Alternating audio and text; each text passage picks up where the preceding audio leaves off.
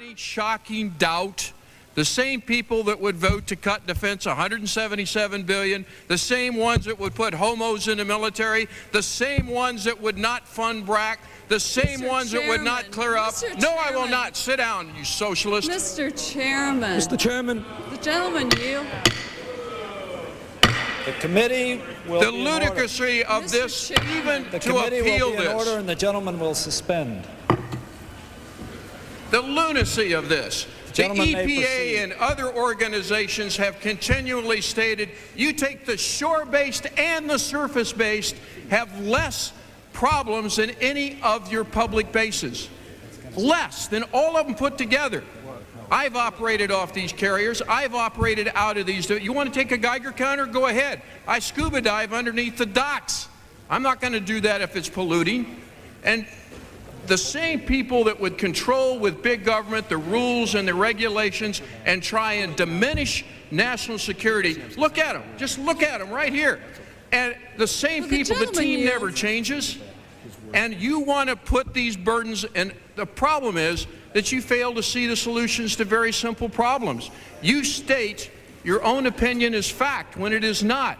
There are studies and studies and studies that show that there is no discharge, that is not regulated, but yet you would cost the American taxpayers and lay on rules and regulations and have bigger government, more facilities, more control over the regulatory factors, and that's wrong. And I thank you, Mr. Chairman. Would the gentleman yield? Mr. Chairman. Parliamentary inquiry, Mr. Chairman. Do we have to call the gentleman a gentleman if he's not one? Committee will be in order. Mr. Chairman. The gentlewoman from Colorado is recognized.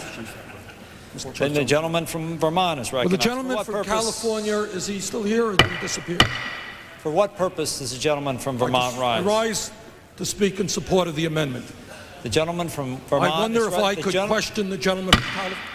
I am rising in support of the amendment. The chair is in charge. The chair is speaking. The gentleman from Vermont has been recognized for a period of 5 minutes, and you may now proceed. I thank the chairman very much. I would like the opportunity, if the gentleman from California would respond, just to ask him a brief question, if I might.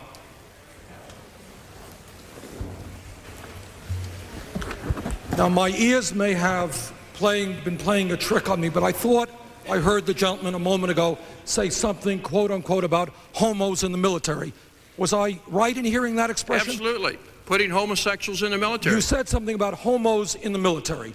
Was the gentleman referring to the many thousands and thousands of gay people who have put their lives on the line in countless wars defending this country? Was that the group of people that the gentleman was referring to? I'm talking about the military. People in the military do not support. That's not what we were talking about. You used the word homos in the military. You have insulted thousands of men and women who have put their lives on the line. I'm talking about you and liberals like you that keep the foreign defense. Gentlemen. Reclaiming my time.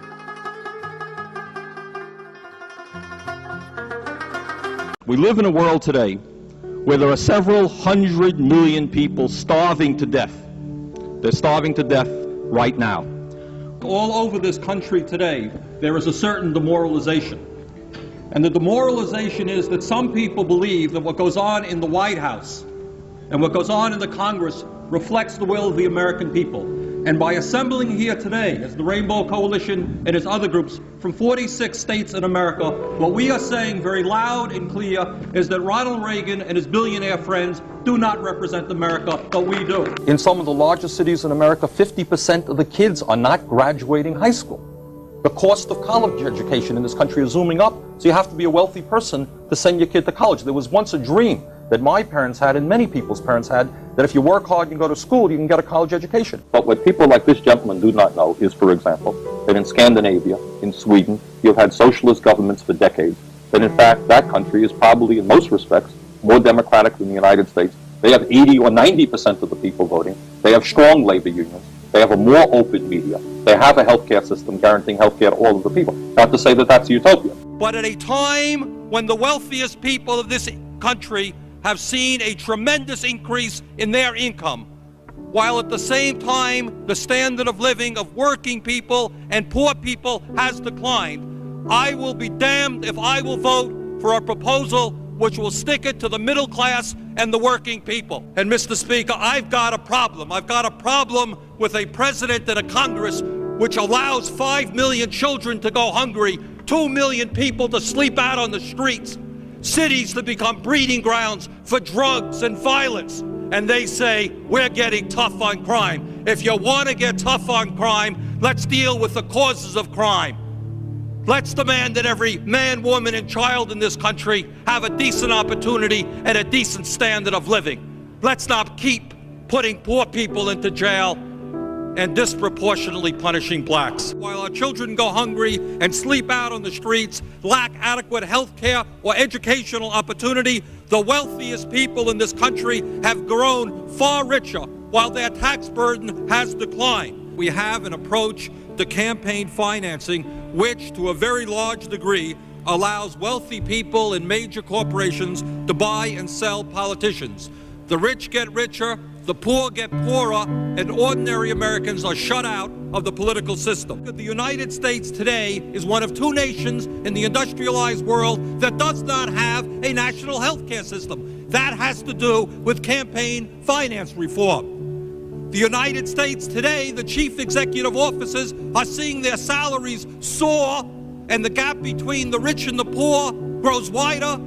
10 million Americans are unemployed. That has to do with campaign finance reform. The system, by and large, is owned and controlled by big money interests, and the President of the United States and much of the Congress does the work of protecting the big corporations and the wealthy people who control the economic and political life of this nation. This country, this great country, this democracy, is evolving into an oligarchy. And an oligarchy is a country in which a few people have tremendous wealth and tremendous power and exercise that wealth and that power over all. We have seen a situation where we give huge tax breaks to the wealthy, and you have 2 million people sleeping out on the street. Billions of dollars into all kinds of obsolete weapon systems, and you have 5 million children who are hungry. Let us give hope to people in America today who have lost hope. Let us provide jobs for the jobless, housing for the homeless, food for the hungry. Workers in the United States today are working longer hours, significantly longer hours, taking less vacation time than they used to take. And is there any wonder why so many millions of Americans feel stressed out? They need to work longer hours, they need to work overtime in order to compensate for the real decline in their wages. Let's talk about welfare for the rich and the powerful. Now, we start off from a proposition that the wealthiest 1% of the population in this country owns more wealth than the bottom 90%. When we talk about the growth of the economy, what we should ask ourselves is who is gaining that income. And what is clearly going on is the lion's share, the overwhelming amount of the growth in income is going to the very, very wealthiest people, while the vast majority of the people are seeing a decline in their real incomes. I find it ironic that it is the taxpayers of this country who are going to have to bail out banks that have made billions and billions of dollars investing in Asia. Is it morally right that CEOs of large corporations now make over 500 times what their workers make and seem to make more money to the degree that they lay off American workers? Walmart has replaced General Motors as the major employer in America, paying people starvation wages rather than living wages. We can fight terrorism, protect the American people without undermining the basic constitutional rights which make us a free country. They understand that our trade policies are failing when they note that our trade deficit is huge and growing larger every single year. And it seems to me, Madam President,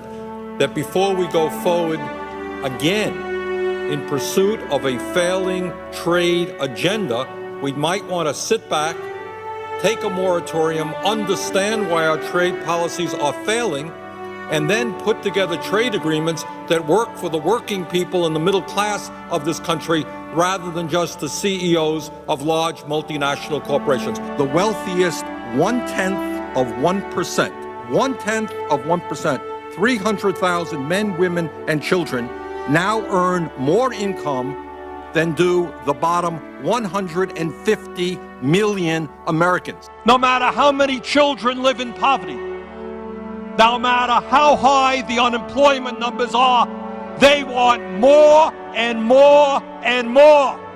And I say enough is enough. And you want to know why the American people are cynical about what goes on in Washington? You want to know why the Congress of the United States has an extremely low level of support or favorability? It is because the American people know they are getting ripped off. You got millions of people today who are working longer hours and their income is going down. Their wages are going down.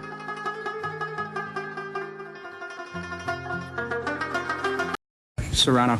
Congressman Serrano. Thank you, Dennis, for all of your efforts. And let me thank the over 5,000 people in the state of Vermont who emailed, called, and wrote to me and said, do not support legislation that will allow the President of the United States to unleash a unilateral attack against Iraq.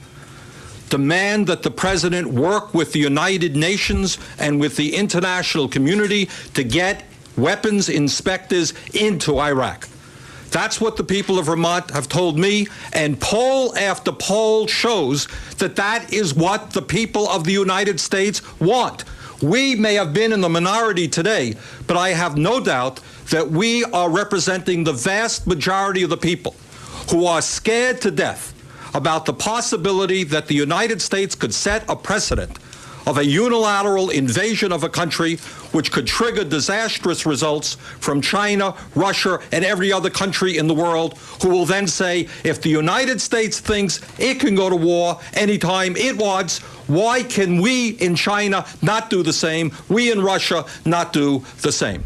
Second point that I want to make is that many of us are hearing from our constituents that maybe instead of talking about Iraq every single day and having the media talking about Iraq every single day, maybe we should be protecting elderly people who have lost their life savings in a declining stock market.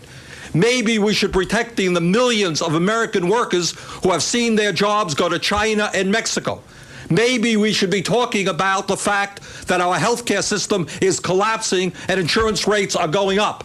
And many of us are sick and tired that the White House is not focusing on the issues that reflect the needs and concerns of tens and tens of millions of Americans.